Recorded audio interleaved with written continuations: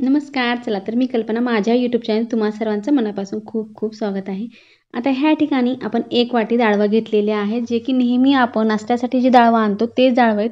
भाजून वगैरे घेतलेले नाही. जसं की मार्केटमधून पॉकेट आणतो त्यामध्ये आपण फक्त हे साफ करून घेतलेले आहेत आणि 1 वाटी आपण परफेक्ट घेतलेलं आहे आणि मिक्सरच्या भांड्यामध्ये टाकून आपल्याला चांगलं त्याचं एक वाटण तयार करायचं. वाटण करते वेळेस आपल्याला जास्त मोठं ठेवायचं नाही. अगदी बारीक जमेल तितकं आपण ह्या ठिकाणी पीठ करून घेतलेलं आहे.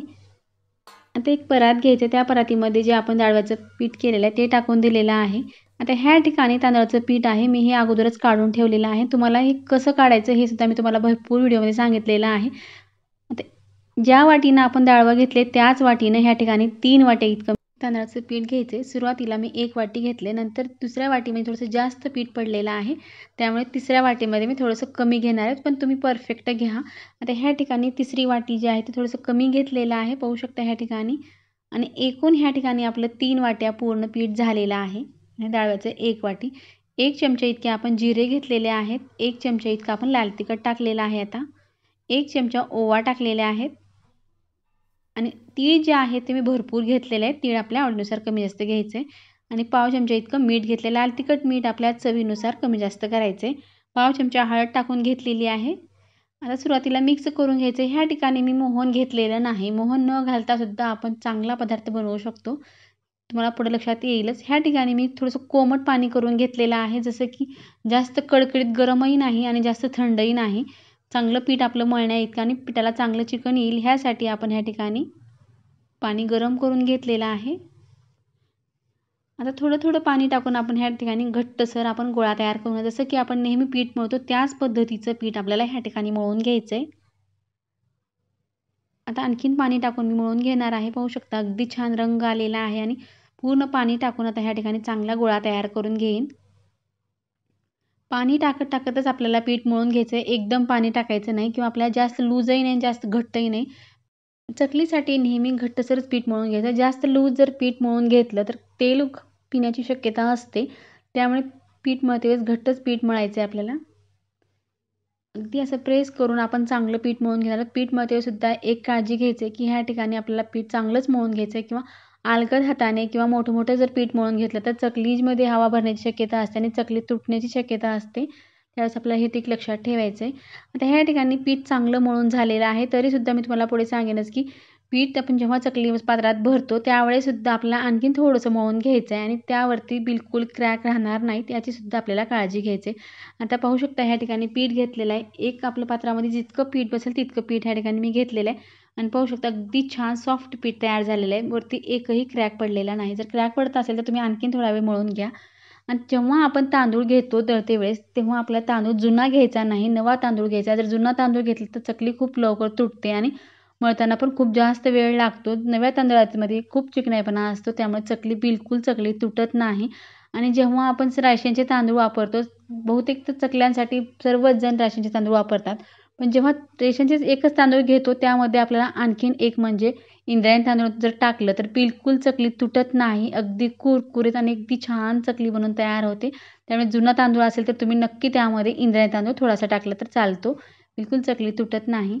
आता ह्या ठिकाणी चकली पात्रात तर मी पीठ भरून घेतलं आहे. तुम्ही सुद्धा पाहिलेलं आहे आणि चकली अगदी छान तयार होत आहे. एकही चकली आपली शेवटपर्यंत तुटणार नाही ही तुम्हाला 100% गॅरंटी देऊन सांगते. तुम्ही सुद्धा ह्या पद्धतीचे नक्की चकल्या बनवून पहा. तुमची सुद्धा चकली तुटणार नाही. भाजणी बनवायची सुद्धा गरज नाही. अगदी इन्स्टंट आपण ह्या चकल्या जेव्हा पाहिजे तेव्हा आपण ह्या चकल्या बनवू शकतो. इतक्या कमी वेळामध्ये आणि अगदी परफेक्ट बिझनेस करणार असाल चकल्याचा त्यासाठी तर अगदी योग्य प्रमाण आहे आणि खूप सोपी पद्धत आहे.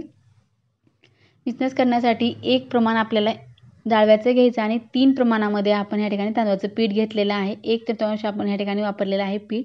त्यामुळे नक्की तुम्हाला लक्षात सुद्धा राहण्यासारखं प्रमाण आहे आणि बिलकुल हे प्रमाण बिघडत नाही आणि चकलीसुद्धा बिघडत नाही. तुम्ही एक वेळेस नक्की ट्राय करा किंवा तुम्ही चकल्या कशा बनवता ते सुद्धा कमेंट करून सांगा. तुम्हाला सुद्धा चकलीवरून पाहताच लक्षात येत असेल, चकली बिलकुल तुटत नाही. एकसारख्या रंगामध्ये, एकसारख्या आकारामध्ये आपण चकल्या ह्या बनवू शकतो.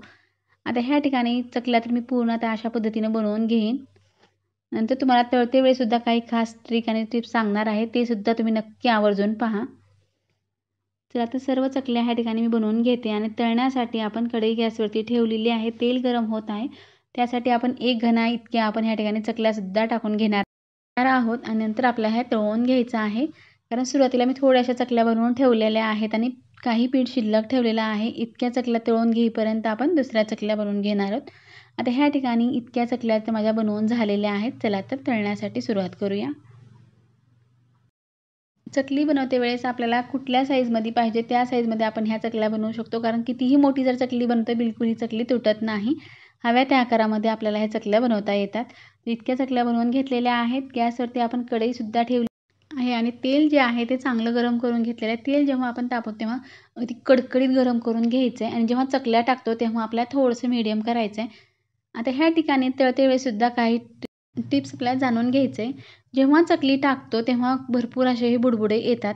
बुडबुडे आल्यानंतर आपल्याला ही चकली बिलकुल हलवायची नाही. बुडबुडे जेव्हा बंद होतात तेव्हा एक साईडला आपली ही चकली तळली असं समजायचं आणि नंतर दुसऱ्या साईडला आपल्याला ही चकली तळून घ्यायचं आहे.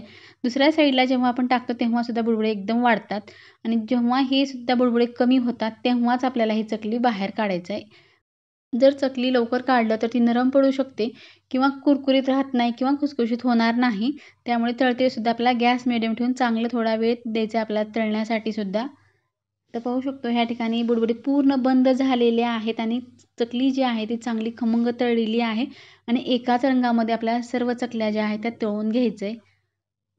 अगदी फटाफट आता ह्या ठिकाणी मी चकल्या भरपूर अशा बनवून सुद्धा ठेवलेल्या आहेत आणि त्या आता अशाच मी सर्व चकल्या ज्या आहेत ते तळून घेणार आहे. पाहू शकता अगदी छान काटेरी आपली चकली बनवून तयार झालेली आहे. अगदी सुरेख रंगसुद्धा आलेला आहे आणि खाण्यासाठी अतिशय चविष्ट अशा ह्या चकल्या आहेत. तुम्ही महालक्ष्मीसाठी आपण जेव्हा फराळ बनवतो त्यामधला महत्त्वाचा पदार्थ सर्वांनाच आवडणारा म्हणजे चकल्या असतो. चकली अशी आहे की कोणालाच आवडत दिवाळीचा फराळ असो किंवा कुठल्याही सणाला किंवा अधूनमधून खाण्यासाठी स्नॅक्समध्ये सुद्धा तुम्ही ह्या चकल्या बनवून ठेवू शकता. जर तुम्हाला टाकण्यासाठी जर सोपी पद्धत पाहिजे असेल तर प्लेटवरती तुम्ही अशा जर चकल्या टाकल्या तर तुम्हाला टाकण्यासाठी तेलामध्ये बिलकुल भीती वाटणार नाही. अगदी पटकन तुम्ही अशा हे चकल्या 2-3 प्लेट जर घेतल्या तर अशा चकल्या टाकायचं आणि टाकण्यासाठी अगदी सोपी पद्धत आहे. बिलकुल चकली मोडत नाही. तर ह्या पद्धतीने सुद्धा तुम्ही चकल्या बनवू शकता. चला तर तुम्हाला तेलासुद्धा ही सुद्धा मी चकली टाकून दाखवेन कसं टाकायचं ते.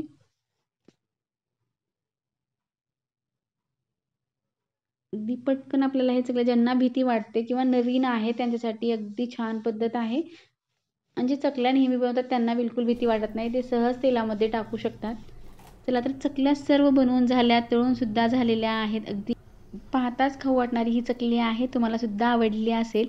थोडाही व्हिडिओ आवडला प्लीज एक लाईक करा, शेअर करा, सबस्क्राईब करा. तुम्हाला आवाजावरून लक्षात आली असेल की किती कुरकुरीत आपली चकली बनवून तयार झालेली आहे. अगदी मध्ये पोगार आणि नळीदार आपली ही चकली बनवून तयार झालेली आहे. अगदी कुरकुरीत आणि खुसखुशीतसुद्धा आहे.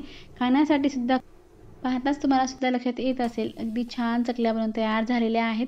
हव्या त्या आकारामध्ये एकसारख्या कुठलीच चकली आपली जी आहे ती तुटलेली नाही. आता भरपूर चकल्या बनवल्या पण सगळ्या चकल्या ज्या आहेत त्या अगदी छान गोल-गोल बनून तयार झालेल्या आहेत. तुम्हाला प्रवासामध्ये किंवा मुलांच्या शॉर्ट टिफिनसाठी सुद्धा तुम्ही अशा ह्या चकल्या बनवून ठेवू शकता. 1 महिन्याकरता ह्या चकल्या आरामात टिकतात. भरपूर दिवस टिकणारी चकली आहे. बिलकुल तेल पीत नाहीत. अगदी सुक्या ह्या चकल्या बनवून तयार झालेल्या आहेत. तुम्हाला आता मी ही चकली नळीदार कशी झाली आहे ते दाखवणार आहे. तर पाहू शकता ह्या ठिकाणी अगदी छान कुरकुरीत खुसखुशीत चकली आवाजावरून तुम्हाला लक्षात येत असेल अगदी छान मध्ये नळी तयार झालेले एक तुकडा तुम्हाला दाखवेन की चकलीवरून तुम्हाला पाहताच लक्षात आलं असेल की चकली किती परफेक्ट तयार झालेली. तुम्ही सुद्धा अशा पद्धतीने एकदा चकली बनवून पहा आणि पाहिल्यानंतर मात्र कमेंटमध्ये सांगायला विसरू नका की ह्या चकल्या कशा झाल्या आहेत आणि टिप्स आणि ट्रिक्स तुम्हाला कशा वाटल्या नक्की कमेंट करून सांगा. व्हिडिओ पाहिल्याबद्दल धन्यवाद. पुन्हा भेटूया अशाच एका नवीन रेसिपीसोबत.